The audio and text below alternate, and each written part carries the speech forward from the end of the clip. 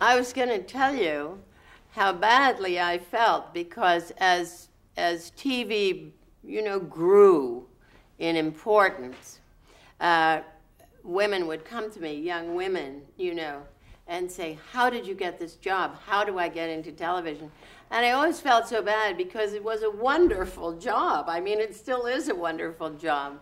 And I always felt terrible because it was my 9 to 5. I was determined to get into the theater. By that time, I knew what I wanted to do, but I hadn't known all the rest of my life. At that time, had you been offered roles in television? Oh, no, no, no, no. I think they're two separate things. They still are two separate things. People who are on, oh my gracious, no. I mean, reading that stuff on television is very different from acting. No, it was funny because, and I didn't, I think probably because I was a woman to some extent, though I'm not sure. I mean, maybe agents had no interest in me, I don't know. Since I had no interest in it. But I do know at one time there, I was interested in doing commercials. I began to realize that these men had these agents who got them these jobs where they made money. So I began to wonder if I couldn't get one of these agents. But, I'm not Arlene Francis. I mean, I'm not the sort of ordinary person who is a TV spokeswoman, and I did do a Tide commercial, 1 or 2 things like that, and I did do, but through other friends, some singing, some jingles and stuff. But there didn't seem to be any stepping stone from today to an agent who wanted to get me a job on some other program. It was all because of Mort Warner that I was working there, you see. Can you describe Mort a little bit for us? Well, it's really hard. He was a real individual. I mean, he looked absolutely nothing like suits. You know what I mean by a suit? The executives, Sarnoff and all the others, and Pat Weaver, who was always tall and handsome and impeccably dressed. But he was this kind of, not fat or anything, but he was just a very, looked like a very ordinary person, wore suits, of course, but, didn't care, and believed that that anything could be done. And that's what I really related to, because I am, too, a person who never says, you can't do that. And he would never say, you can't do that. If there was something, anybody had an idea, we would do it to the end, It was never, oh, you can't do that, oh, you can't do that. And a lot of people are like that, and he was never like that. It was always go and find it and do it and get it. And a very unassuming, very, very obviously smart and, in his way, creative about television and what would go, because they were, even after he retired, they were always calling him back every time they got into trouble. He was the vice president for a long time after he left the Today Show, and as I say, it was because of him that Today ran and Tonight ran. But he was a person who never said that can't be done or that show's going to fail, He didn't want to hear anything like that. Very easygoing, very easy to get along with, and at least for me. We had a really good relationship. Let's jump ahead a little bit to 1967 when you won a Best Supporting Actress Academy Award for Bonnie and Clyde. How did that affect your career? Oh, my acting career. Well, I got offered a lot of screaming, hysterical jobs. I got offered a lot of the Bonnie and Clyde character jobs. That was about the way it affected it. And some other jobs as well. I think it means a lot to directors and producers if people win awards. It's like, oh, that person really can do that. They like award-winning actors. So, I don't know. I was doing all right before them. I didn't have any interest in movies either. I really like to work in the theater. And, in the theater, you either have a gift for it or you don't. or it always was that way until they started wearing microphones. And it's still that way. I mean, you know, there's no substitute in TV for Alan Bates, and there's probably no substitute in TV for the kind of work I do in the theater either. You know, it's just a different thing. And it has a very small audience, but I don't care how small or big the audience is. That's not true. I do care. I don't like it when it's 75 or 90 usually. I don't like that.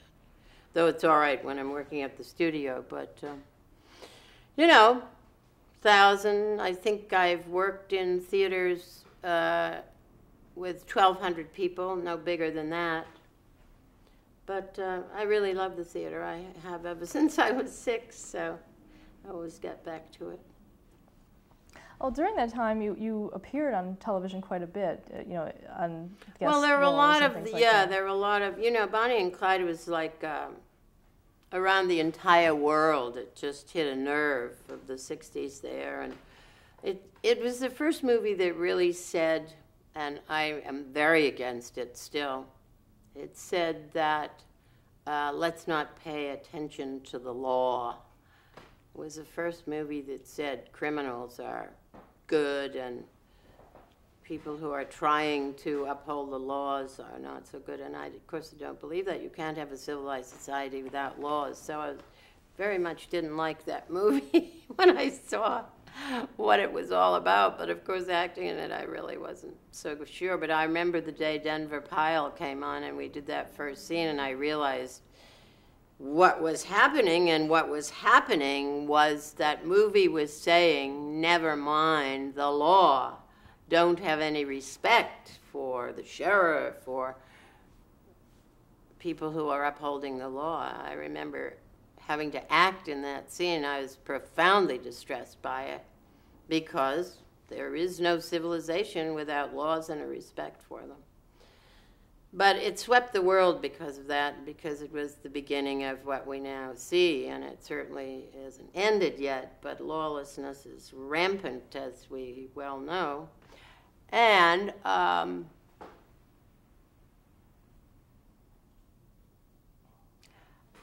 did a lot of those TV shows where you go on and talk about things, and then there were these game shows. I was on some of those. I didn't know what to do. I thought if you're asked to be on these things, you should be on them. It didn't occur to me in those days to say, no, I really don't want to do that. If someone said, do this, by then I had all these agents, you know, do this, do that. I would dutifully do it until I fired that agent, until I got sick of doing things I didn't want to do. But I was on a lot of different kinds of shows then. You also made some guest appearances on All in the Family. I did. Uh-huh. And you played a specific... That wasn't around that time, was it? It was a little later. It was a little bit 76 later. to 78. Yeah. Yeah.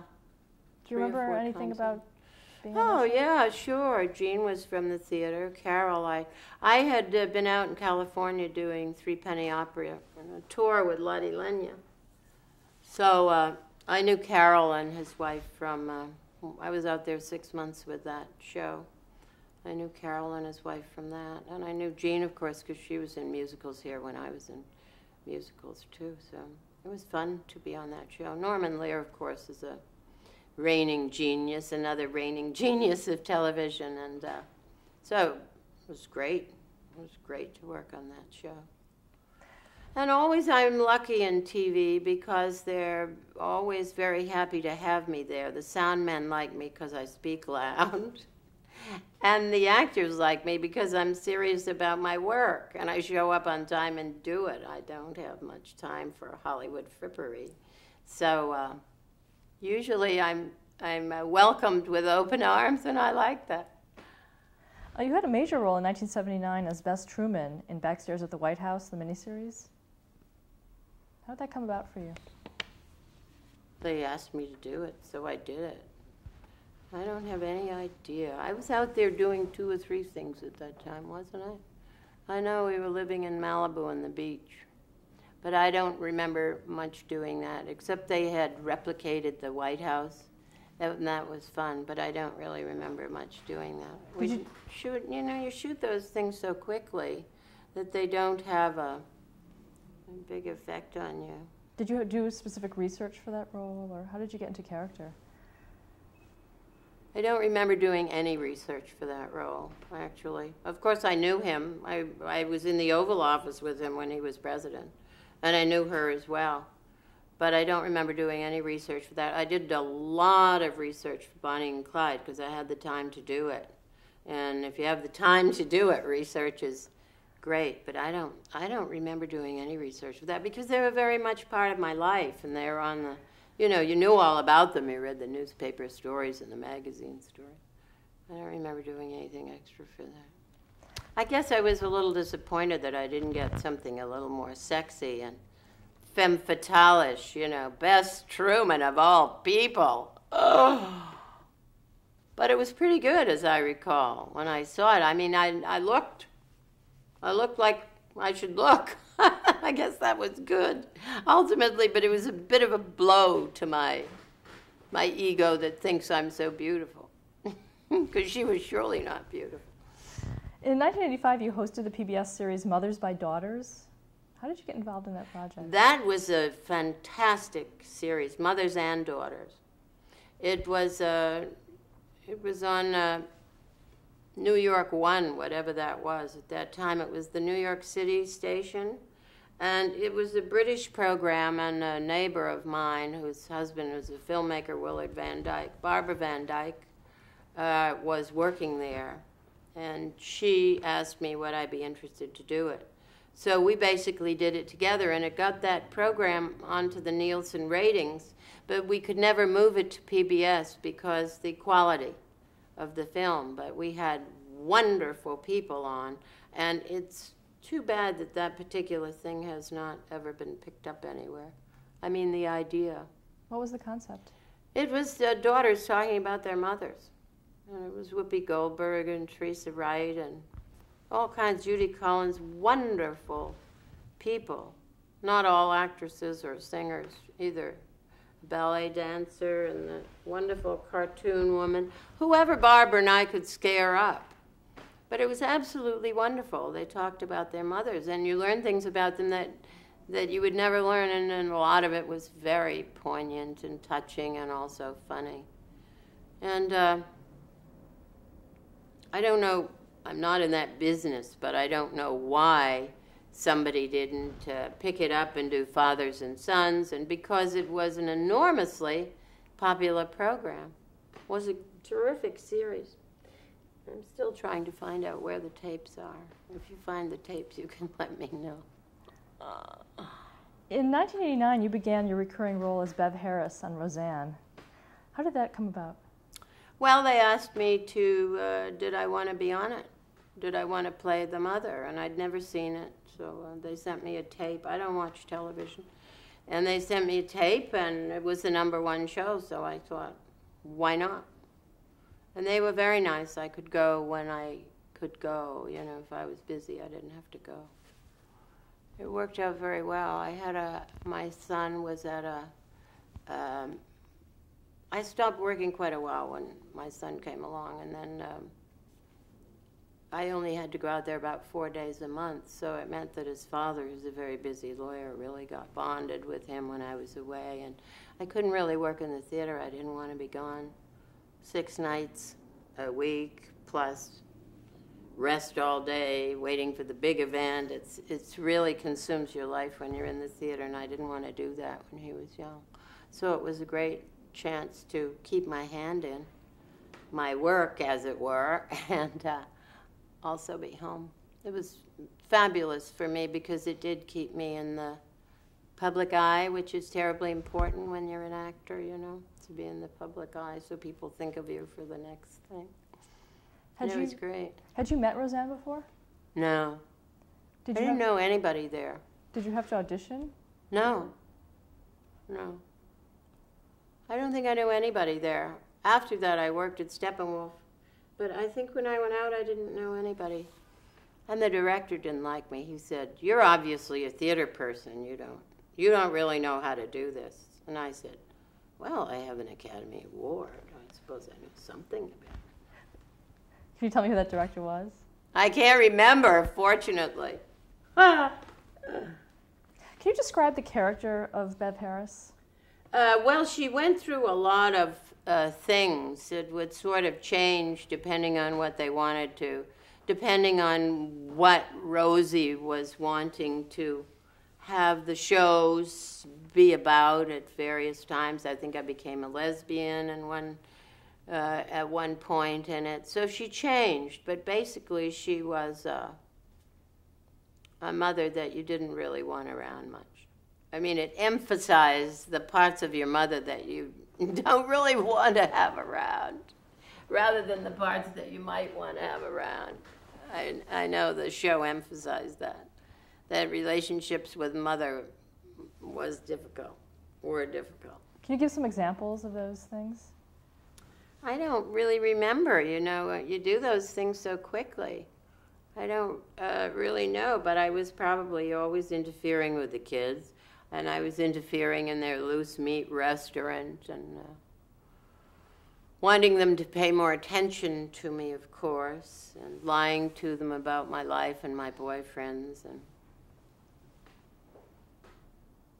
And then I think there was one where my husband was John Randolph, and at the time, he and the other guy, who I think was probably Ned Beatty, the show wouldn't pay them enough, so they didn't come back on. So John Randolph got killed off, and we had the funeral. And then there was about how my husband didn't love me, and it was all kinds of stuff. But basically, you're supposed to be funny. And Rosie thought I was very, very funny. So that was good. And I loved being funny. I got all caught up in it. I had a nightclub act written, a stand-up act written, not necessarily nightclubs, so that's where we used to do them. But I got all caught up in being funny. And then I realized that I'm not that interested in being only funny. When you do that, when you talk to people, you're looking to see if they laugh at you. People always laugh at me, but I'm interested in something else as well. How did you create the character of Bev Harris? Just did it. You see, I think because I've worked all my life, I've never thought much about it. I was used to performing from the time I was so little that it never occurred to me to think, am I going to do this? Am I going to do that? All I know to do is I get something to do, I get up and do it. And I really don't think about it. And it took me right up until this year to figure that out, because Mornings at 7, the play that I'm in at the Lyceum, we had some interviews, the four of us, the four women, the sisters. And they would be talking about this, they would have it like articulated, what the plan was and so on. And I was sitting there listening to them and thinking, why don't I have things to say like that? And then I realized it's because I've always been working. And I've always been in love with vaudeville. And I came out of music as well, you see. So there's not so much thinking involved in that stuff. You get up and do it. You can either get up and do it or you can't do it. And that's sort of been always what I do. If there's something to do, I get up and do it, and I don't think about it much. I think about myself a lot. Can I do it? Am I doing it right? But I don't have my brain working outside of it. Talk about working with Roseanne. Oh, she was terrific. I really loved working with her. She loves working with good people. Everybody on that show is very good. John's wonderful, and Laurie's wonderful, and the people who came on tended to be really, really good. And she loves to work with really, really good people, as opposed to some people who are terribly successful who want everybody to be less good than they are. So it was a delight. I had already worked with Jackie Gleason and Zero Mostel and Bert Lahr and, most of the greats. So she's right up there with them, and she loved me and loved my work and thought I was so funny. And I had a wonderful time with her. How much control does she have over the show? Oh, I suppose total control over it. Anyone does when they're in that position and means so much money to production companies and whatever networks or whatever. So she had enormous control, which she used. Why not? But I mean, of course, she would have to use it because she was in control of it to a great extent. It's a very strange world, that, and I wouldn't want to get mixed up in it. I'm not interested in money and power and fame. And once you get out of the theater, it seems to me, that's what you're dealing with, because acting is in the theater. That's the actor's place to be. Film belongs to directors, and TV belongs to, I think, probably the writers. But so I think it's a very hard world to navigate when you get to be so successful. I mean, just hard day by day, sustaining a show, working like you're working in a factory. You know, the freelance or a person with a gift, really, you know, how you can't use your gift by working in a factory, a gift factory, you know. So it's very, very hard to sustain your own creativity and be keeping factory hours. In fact, we didn't finally, you know, we would spend very little time in the early rehearsal days, spend very little time, which got to be a good thing. Everybody knew what they were doing, they learned the lines, they knew everybody else, and it got to be a good thing not to spend all those factory hours at the factory. What was the atmosphere on the set? Well, I thought it was great. I mean, you know, I was in and out, so I thought it was terrific. When her husbands came and went, it would change according to, well, I guess I knew Tom, and he seemed to be in charge for a while. Different people would get hired, and, you know, for just things around the periphery, nothing special. But I had a wonderful time. I mean, when you're a guest in something like that, you know, and the writers were superb. The writers were really, really wonderful. And that, of course, is what counts. And then later on, she would get sick of the writers, or they would get sick of it, or whatever, and maybe some of the best ones would go somewhere else. I think that's the nature of that business, too, but I don't know much about it, since I've never really been a part of it. Let's talk about some of the other cast members on the show. John Goodman. Yeah, he's wonderful. Really wonderful. Lacey Gerritsen. Yeah, I see Lacey quite a lot. She lives in New York. We've done some readings together.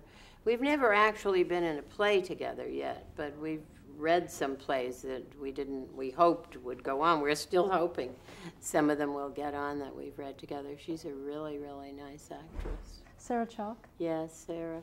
Sarah Chalk I didn't get to know very well. She replaced Lacey, right? She's Canadian, I think. I didn't really get to know her. Sarah Gilbert? And I've only got to know Lacey since she moved to New York, really. You know, in TV, you just go in and do it and go out. You don't exactly fraternize a lot. I think you have one meal together on the day you're shooting, and that's about it. I like Sarah a lot. She's awfully smart and awfully good actress. And I know her mother as well. We used to pal around together. Michael Fishman? Yeah, I didn't know him very well, but he got better and better on the show. Laurie Metcalf? Laurie's wonderful. She's really wonderful. We've never done a play together either. We keep talking about it, but we haven't. But I've worked with Steppenwolf a couple of times when I've read a lot of stuff with her. They were all really good. Well, the kids, I don't know. I don't know much about kid actors. You know, they've grown up to be terrific people. But John, I have such respect for him. I mean, there's nobody any better than John. He's really wonderful, and Laurie, too. I don't know why they stay out there, you know, but that's what they want to do. You also showed a lot of scenes with Shelley Winters. Oh, Shelley, yeah, from the studio. She said I would have to, let's see, she was supposed to play my mother, but she said she's only 7 years older than me, and so I should dye my hair yellow, because I was supposed to be younger than she was. She's full of ideas. I love Shelley. We've been very close over the years, long before Roseanne, because she's at the studio. You also shared some scenes with Red Buttons. Yeah, he was my boyfriend. That was fun. Can you talk a little bit about those episodes?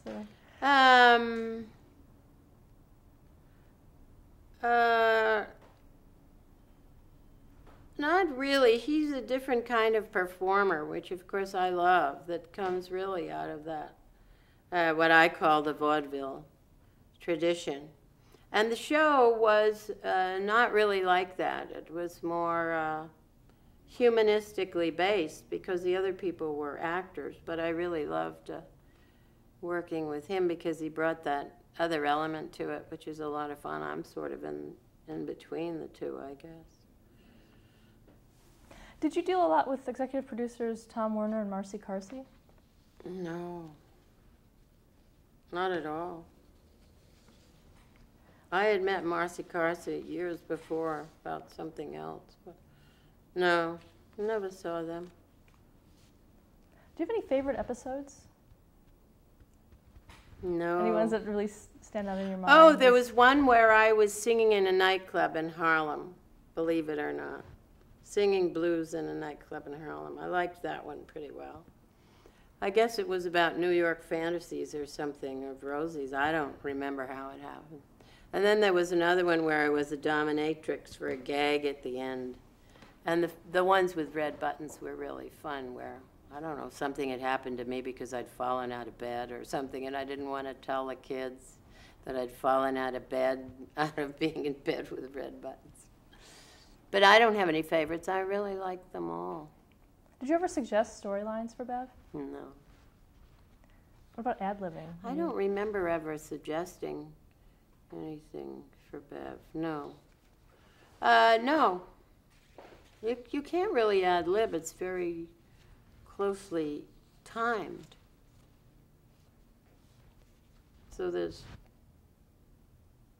not really anything, you know. I don't recall that people ad-lib, did they? I don't recall that. Do you recall anything about the last episode? No. Or the filming of it, or the atmosphere on the sets on that day? I don't even remember being there. I must have been there, I suppose. How far in advance did you know the series would end? I don't remember. I didn't give it much thought. How do you think the Roseanne show will be remembered? People seem to love it. They still watch it all the time. It's very funny. It has a great appeal for people.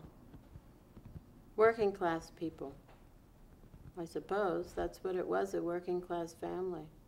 And I just know the people who talk to me on the street all the time or everywhere I go or tend to look to me like they are working class people, and I guess they relate to it a lot. What are some of your current projects? Oh, I don't know. I'm in this show now, which is going to come to a close, and then I'll move on to something else. But it's not good luck to talk about what you're going to do. I must say I don't see television in my future. And when we came back, Dave came back to one of the anniversaries of the Today Show. I saw Dave after the Today Show, and he brought his bride to me when I was in a show in Philadelphia. He would always, it's great because he was not the only one, but people that I really cared a lot about will pop up when I'm in a show. It's wonderful the way you can keep up. I mean, someone from boarding school came to see me last week, whom I didn't even remember from boarding school. But I mean, people that I do remember and love. And he came to see me in shows with his wife, the astronomer from Philadelphia. But I remember when we went back to probably, it must have been one of the early anniversaries. And they wanted to fit him into a little segment, and it was not possible. I mean, he just isn't that kind of performer. You can't fit him into a little segment. We'll have to stop there to change the tape.